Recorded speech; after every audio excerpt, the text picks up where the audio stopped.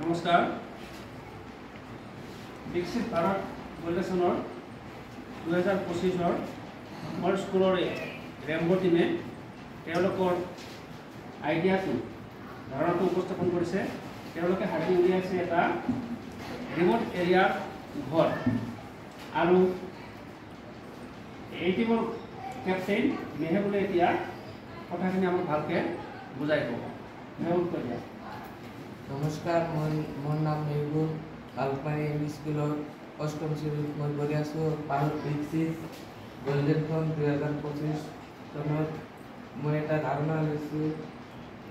ধাৰণাটো আমাৰ চৰকাৰে বিনামূলীয়া ঘৰ দিয়াৰ বাবে দি আছে, তো এটা এটা ডাঙৰ কাম। আৰু এইটোৱে মই ধাৰণা লৈছোঁ যে এই ঘৰটো দিছে ভালে হৈছে, ঘৰৰ লগত চোলাৰ আৰু যে চোলাৰ আৰু পানী সংৰক্ষণ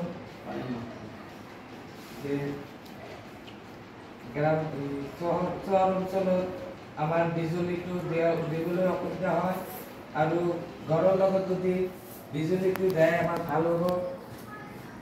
আৰু পানী সংৰক্ষণৰ বাবে বৰষুণৰ পানী সংৰক্ষণ কৰি পুনৰাই ব্যৱহাৰ কৰিলে ভাল হ'ব, কাৰণ চৰ অঞ্চলৰ মানুহে পানী সংৰক্ষণ কৰিবলৈ অসুবিধা হয়। তাতে কোনো মানে তুমি ভাবা নেকি যে এই ইয়াত সোলাৰ প্লেট আৰু পানীৰ সংৰক্ষণৰ যদি ব্যৱস্থা কৰা হয় তেতিয়া আমাৰ চৰ অঞ্চলৰ ৰাইজখিনিৰ এই দুটা বস্তুৰ কাৰণে সুবিধা হ'ব, বিদ্যুৎ আৰু পানী। এইটো ভাবা, এইটোৱে না তেতিয়াহ'লে আমাৰ চৰ এলেকাৰ মানুহবিলাক ৰাইজসকল চলাত সুবিধা হ'ব। ঘৰটোৰ মূল্যটো খুব ধুনীয়া হৈছে, কম খৰচত ভাল ঘৰ এটা হোৱা যেন লাগিছে। তোমাক কি ভাবা এইটো? এইটো কম খৰচতে ভাল ঘৰ এটা বনোৱা হৈছে।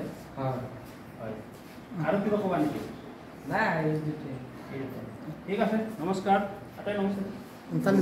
চালি যাওঁ